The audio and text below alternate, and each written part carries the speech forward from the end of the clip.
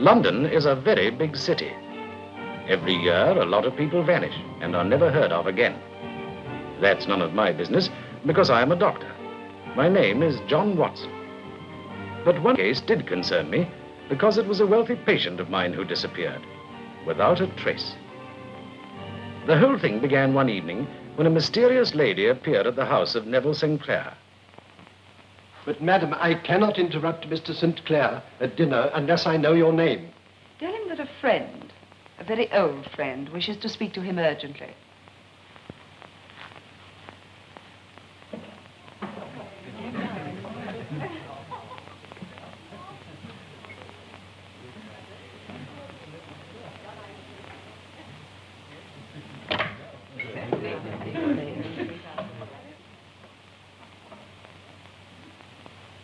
You wish to speak to me, madam?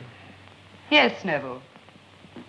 Doreen, I thought I told you never to come to my house. But Losato has sent for you. Losato? Tell him it's impossible for me to come now.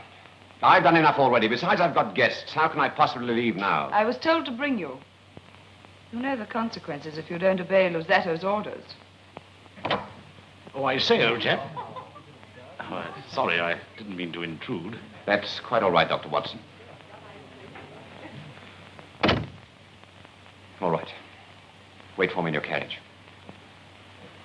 I must make my excuses to my guests. I shall be waiting.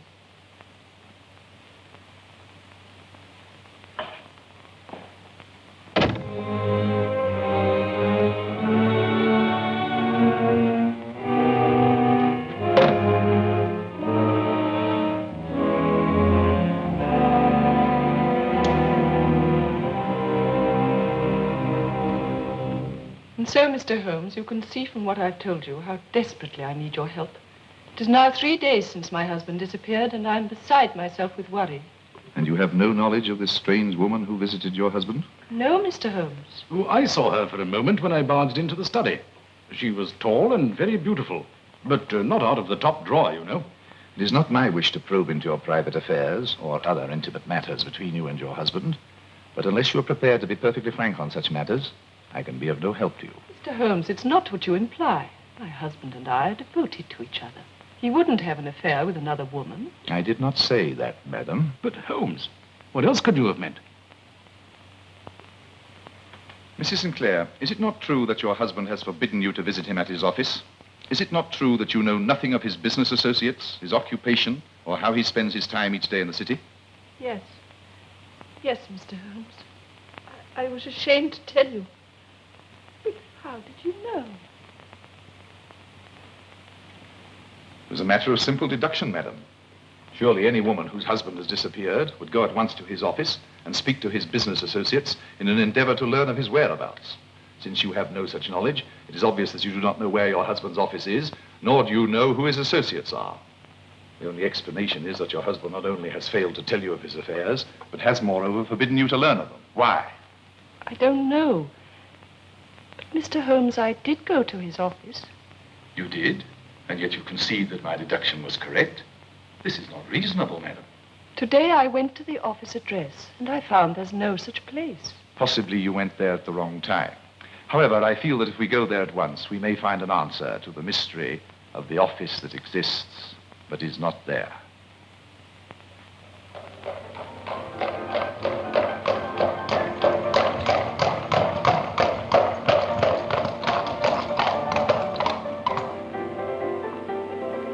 You're right, Mrs. Sinclair. There is no 51. Watson, wait for me, and if I'm not back in 10 minutes, come to my help. Righto. And be careful.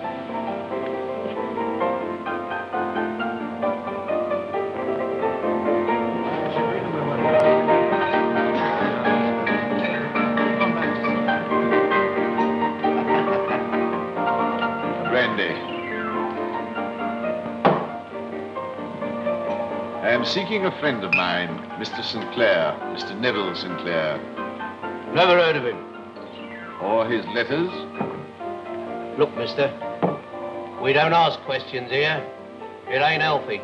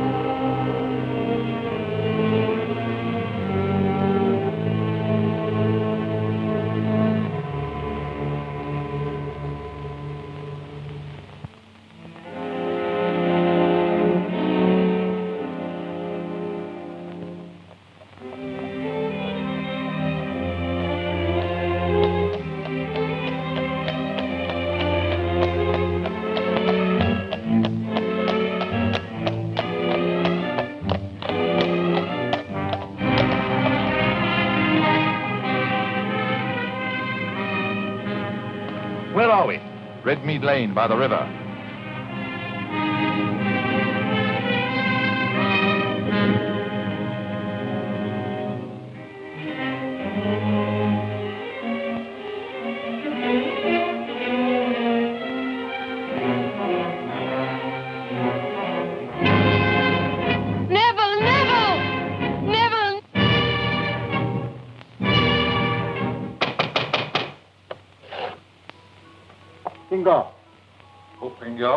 Michael. Watson, put Mrs. Sinclair in the cab and tell the cabby to wait.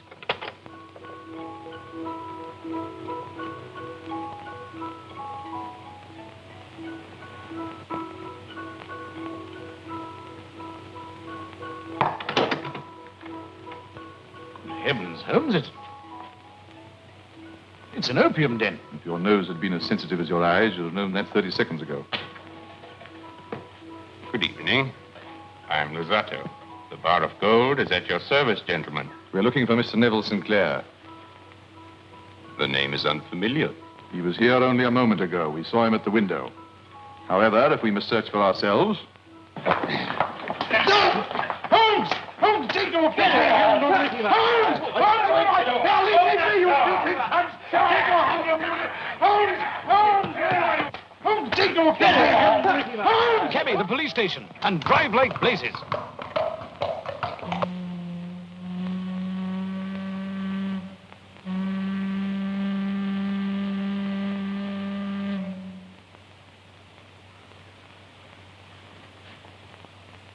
Sinclair.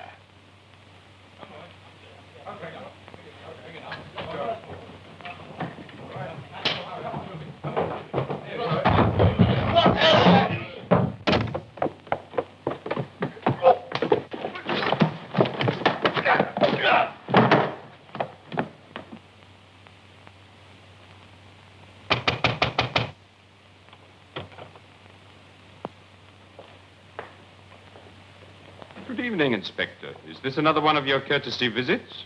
No, Luzzatto. This time it isn't a raid. I'll deal with your opium side later. At the moment, we're more interested in your upstairs room.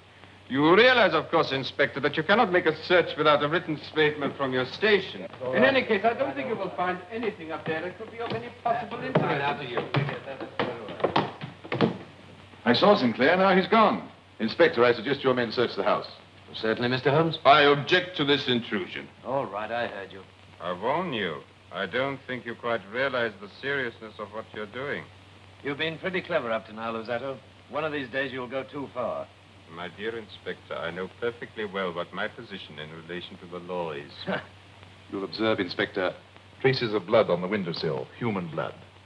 There are also several drops on the floor, which would appear to be quite fresh. And these garments are, I'm afraid, clothes belonging to the missing person, which no doubt Mrs. Sinclair will identify. Inspector, would you be kind enough to arrange for one of your men to escort Mrs. Sinclair back home? Certainly, Mr. Holmes. Wilson? Wilson will see you home, Mrs. Sinclair. Easy now. Go on, get in there. Found this man hiding in the attic, Inspector. A more serious matter than opium, Luzzatto? Anything to say?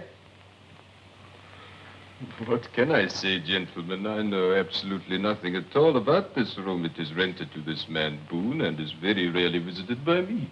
And the bloodstains on the windowsill? I cut my hand this morning. When I opened the window, I put it on the catch and it started to bleed again. What about the clothes? I never seen him in my life before, Governor. Never in my life. Do you take us for half-wits? This is your room. These clothes belong to a gentleman who was seen at this window only half an hour ago. I never seen him in my life before. What you looking at me like that for? What are you trying to pin on me? I ain't done nothing. I ain't done nothing wrong. I ain't done nothing wrong. I swear I haven't done nothing at all. Inspector, if a medical examination confirms this man's reopened cut, his story may be true. I should not, however, confine your investigations entirely to him. Quite, Mr. Holmes. Watson, what do you think of this view?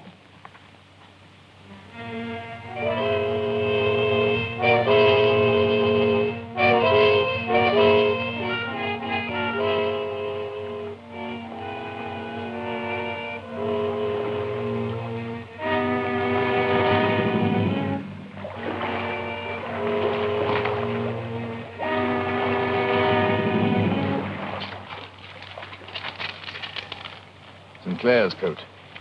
It's very heavy. I say, Holmes, it's stuffed with coppers. And then it is murder. Yes, Watson, imagine what happened. While Boone has thrust the body through the window, suddenly he hears the police downstairs.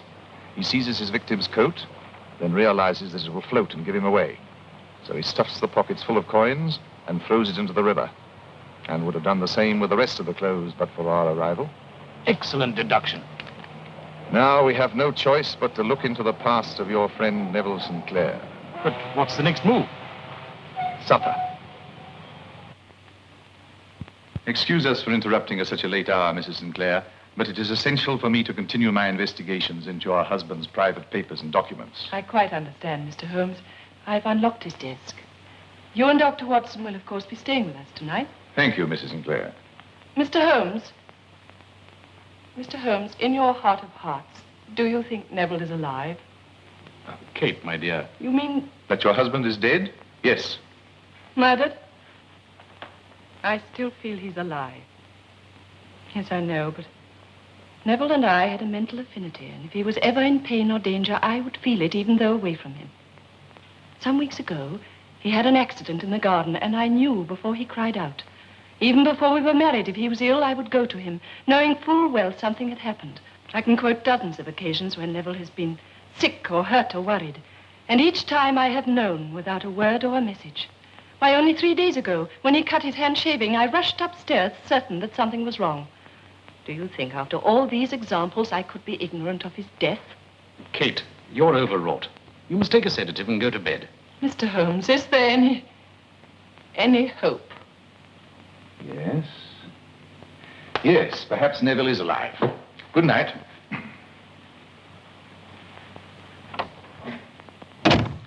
Oh, I say, Holmes, how could you say such a thing? Raising the poor girl's hopes. Watson, I ought to be kicked from here to Baker Street. I hold the key to the mystery. The key? Where? In the bathroom. Bathroom? Yes, look for it before you go to bed. Good night.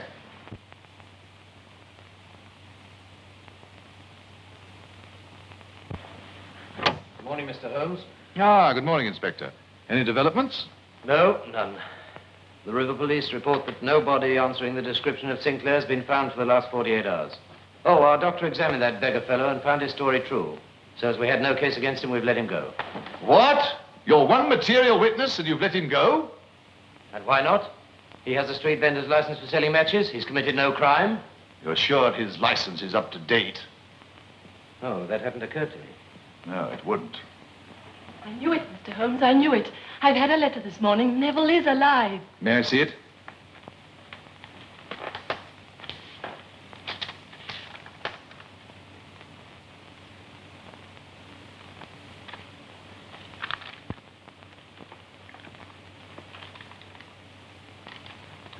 Your correspondent, Mrs. Sinclair, is feminine.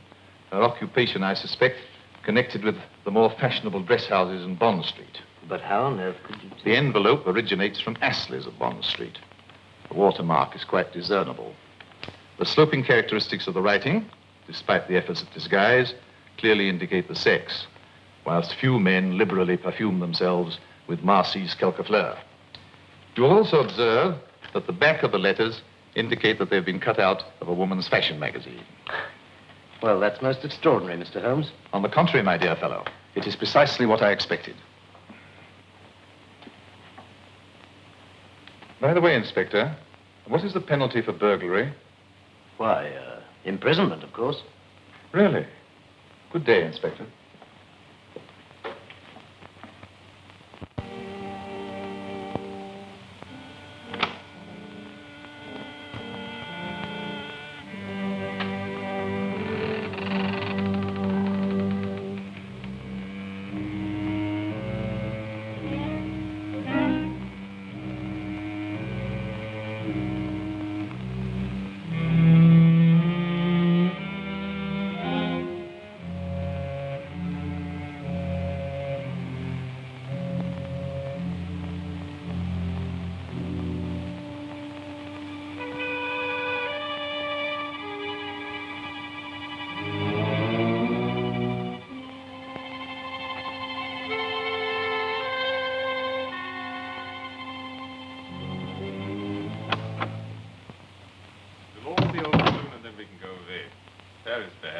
can you talk of a holiday when we're in such danger? This is so foolish. You've gone too far with Sinclair. With Sherlock Holmes investigating, the whole matter is becoming dangerous. And I won't have any further part in it. You're too heavily involved, my dear, to try and withdraw. Besides, you should not have any regrets about Neville Sinclair. After all, he didn't have any regrets about dropping you when his inheritance made it possible for him to marry into society. I don't need you to remind me. Neville has served his purpose. That should be the end of the matter. I've not noticed any complaints about the profits. Sherlock Holmes investigating. The profits lose their appeal. The risk is too high. My dear Doreen, Holmes is still searching for Sinclair's body. Why can't you stop that yapping dog before I strangle it?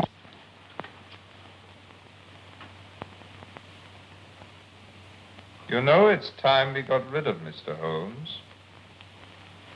I'm very tired. I'll meet you tomorrow. But my dear... I said I was tired.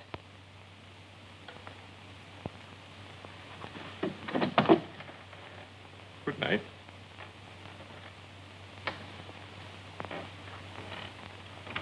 Well? I am on your trail. Tell me, why did you send that mysterious letter to Mrs. Sinclair? Letter? Oh, come, madam. If you wanted to disguise your identity, you should not have cut out words from a fashion magazine. You should have used some other trade paper and a less exclusive perfume. Not that it would have deceived me in the end. Since, however, you sent the letter, tell me the reason. Neville told me to. So he still lives. But what has he got to do with your friend Luzzatto? Last night I had an interesting evening examining Sinclair's desk. You'll be glad to know that the papers on your husband's murder have not been destroyed. The police, no doubt, have still kept the file open for further action. I had nothing to do with the murder. So Sinclair was the murderer.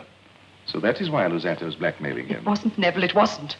Luzzatto did it. Made Neville believe that he'd killed my husband in a fit of jealousy.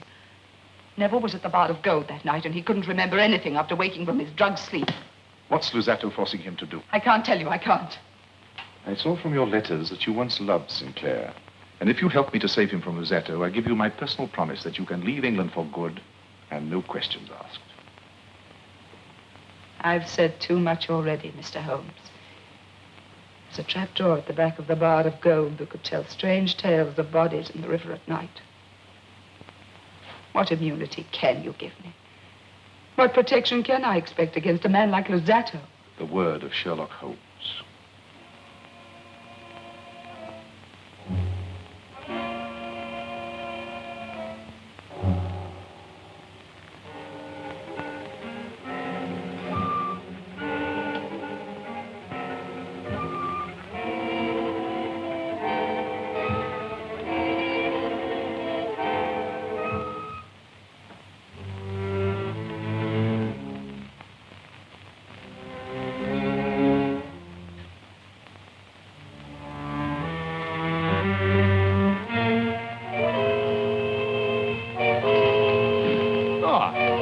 Today, my dear Watson.